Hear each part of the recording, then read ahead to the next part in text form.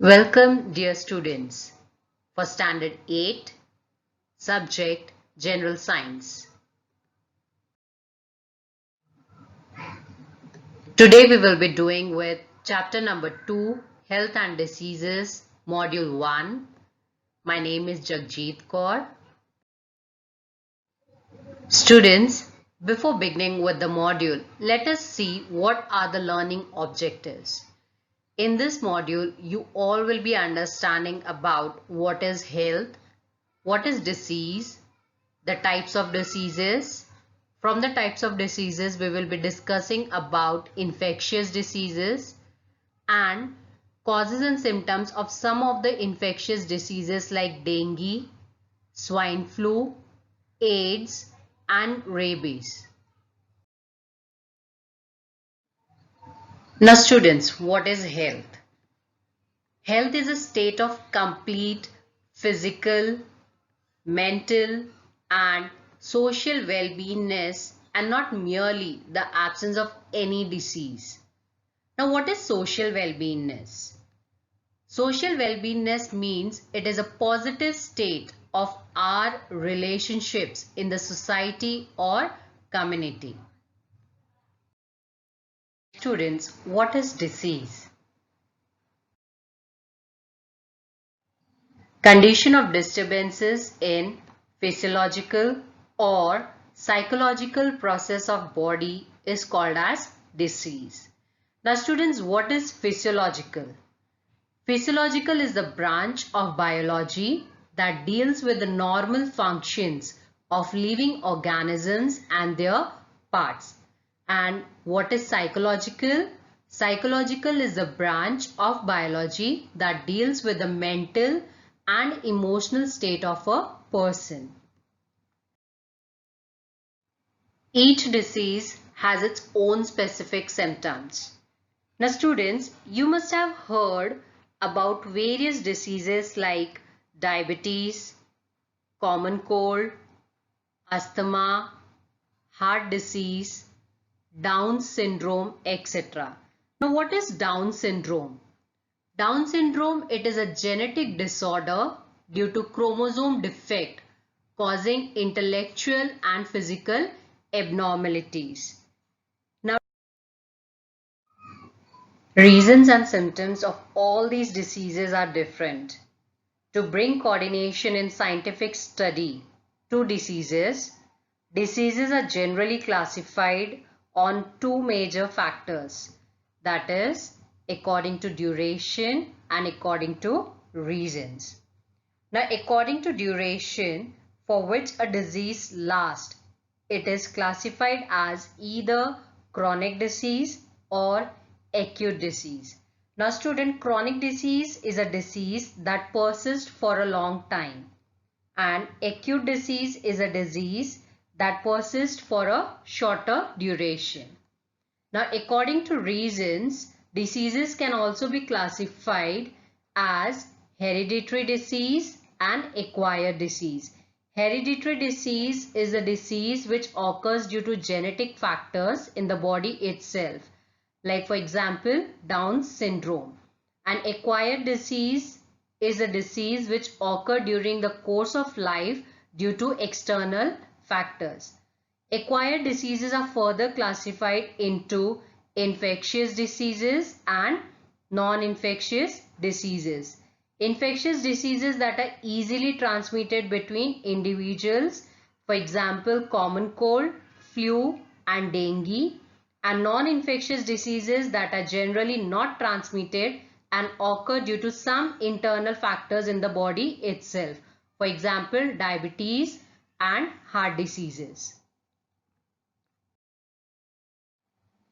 Now students, observe the diagram and try to understand what the diagram depicts. Now in this diagram we can see that a person is there and he is sneezing or coughing. So this diagram depicts the spread of infectious airborne diseases. Now these diseases are usually spread through secretion of nose and throat through coughing or sneezing. The small droplets secreted during sneezing or coughing are generally vaporized into fine mist particles and remain in the air for several minutes to a few hours.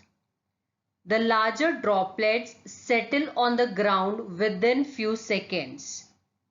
The mist containing infectious agents usually facilitates transmission of the disease to a person who comes in contact with it. So students, this diagram depicts the infection or the spread of diseases which are transmitted from one person to the another person.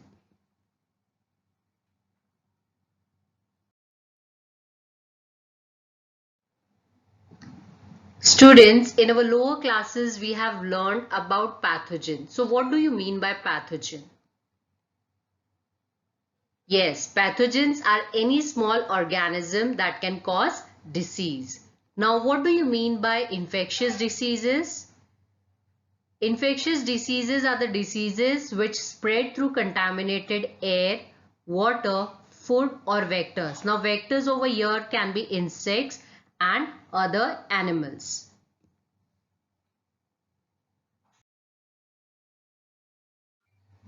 Now students, you can see a picture in front of you. We can see that we have a flower vase, then used bottles and tins, the garbage bin, then unused tires, or like we can say the tires which are improperly stored, then the water containers and the wall over here. Now on these things, or we can say on these materials, the water has been logged, so the mosquitoes grow on that. Now we will go ahead with a disease called dengue. Now mosquitoes lay the eggs in the waterlogged places and thereby their pollution increases. Now different species of mosquitoes spread different diseases. Now dengue is spread by Aedes aegypti. This disease is caused by DEN1 or we can say DEN2 virus belonging to the type flavivirus. Now students, let us see what are the symptoms of dengue. Now the first symptom of dengue disease is acute fever, headache and vomiting. Then pains in the eye socket, which is a very prominent symptom during dengue. Then decrease in platelet count that may lead to internal hemorrhage. Now student, what do you mean by hemorrhage? Hemorrhage is internal bleeding. Now students, it is good to know that dengue mosquitoes generally cannot breed below 16 degrees. Hence, there are higher cases of dengue reported between the time period of August to October and not during the winters. Now students, do you know that malaria is spread by female Anopheles mosquito and elephantiasis is spread by female Culex mosquito? Now Anopheles and Aedes grow in clean water and Culex mosquito grows in dirty and sewage water. Now students, we'll go to the next disease, that is swine flu. Swine flu occurs due to influenza A virus, that is H1N1 virus, which infects pigs and even humans. That means the infection for swine flu occurs through pigs and humans. Then swine flu is transmitted by exposure to infectious droplets expelled by coughing or sneezing by infected person or contact with contaminated hands or other surfaces. And also the virus of swine flu are spread through sweat of infected person. Similarly, it is spread through secretions of nose, throat and saliva. Now students, people that come in close contact with infected pigs may also have an increased risk of contracting the disease. Now, what are the symptoms of swine flu? The first symptom is if a person is suffering from swine flu, the person will be having difficulty in breathing. Then the person will be having a sore throat and will have a full body pain. Now, how the swine flu can be diagnosed? For diagnosis of swine flu, liquid from throat of patient is sent in the laboratory. Now, diagnostic facilities are available in National Institute of Virology, that is NIV, which is in Pune, and National Institute of Communicable Diseases, NICD, which is in Delhi. Now, students will study about the next disease, that is AIDS. The full form for AIDS is acquired immunodeficiency syndrome. Now, acquired immunodeficiency syndrome is caused by HIV virus, that is human immunodeficiency virus. The immune system of a person suffering from this disease progressively weakens. That means in this disease, victims suffer from various diseases due to progressive weakening of natural immunity. Now, diagnosis of AIDS cannot be confirmed without test in medical laboratories. Now, for that, ELISA test is used as a confirmatory test for AIDS. Now, what is ELISA? ELISA stands for Enzyme Linked Immunosorbent Assay. It is commonly used laboratory test to detect antibodies in the blood. Now, what is antibody? Antibody is a protein produced by the body's immune system when it detects harmful substances called antigens. Now, even students, the symptoms of this disease vary from person to person. They usually include opportunistic infections that would not otherwise cause infections in people with a healthy immune system. Now, students, do you know that HIV was first reported in an African species of monkeys? And according to the National AIDS Control Program and UNAIDS, 80 to 85% HIV infections in India occur through unsafe sexual contacts. That means majorly HIV infections spread through unsafe sexual contact. Even the other modes of transmission may include spread through contaminated blood or from infected mother to the fetus. Now, students, AIDS does not spread by touching or sharing food or caring for the patient. And World AIDS Day has been designated on 1st December every year since 1988. Now, students will study about rabies. Rabies is a viral disease. It occurs due to the bite of the infected dog, rabbit, monkey, cat, etc. Now, the rabies virus enters the brain through neurons. Hydrophobia is one of the most important symptoms of this disease. Now, what do you mean by hydrophobia? Hydrophobia is the extreme fear of water. Since rabies is a fatal disease, however, fatality can be prevented by timely vaccination before the symptom occurs. Now, what do you mean by fatality? Fatality is an occurrence of death. Now, the symptoms of rabies usually develop within 90 to 175 days after entry of virus in the human body through animal bite. Now, students, let us see what are the symptoms of rabies. A person suffering from rabies will have fever which will be lasting for 2 to 12 weeks.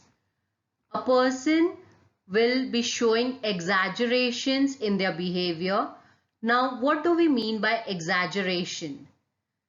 It is a fact of making something seem larger, more important, better, or worse than it really is. In short, we can say that exaggeration is a person showing aggressiveness or hyperactivity in the behavior.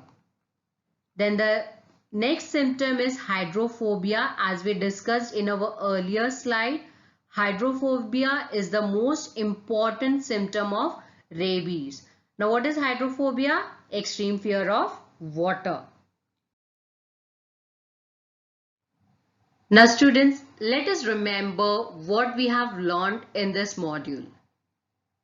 Now, we learned that health is a state of complete physical, mental, and social well-beingness, and not merely the absence of any disease.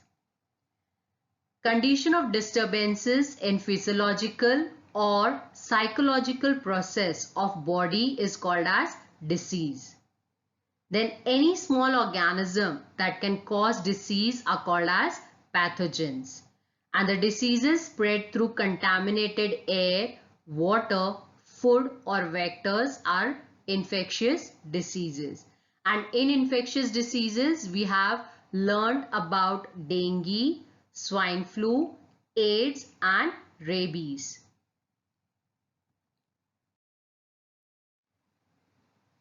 Now students, there is an assignment for you all.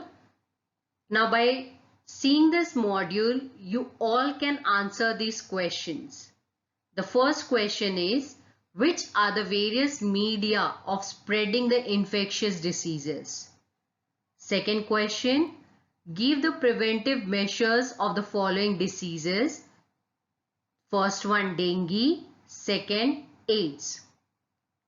Third question, define the following terms: health, disease, pathogens, and infectious disease. The fourth question, collect information about various preventive measures on rabies and swine flu from internet and make a list.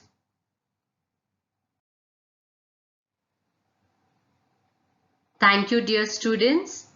I will be back with module 2 for the same chapter. Till then, goodbye and have a nice day.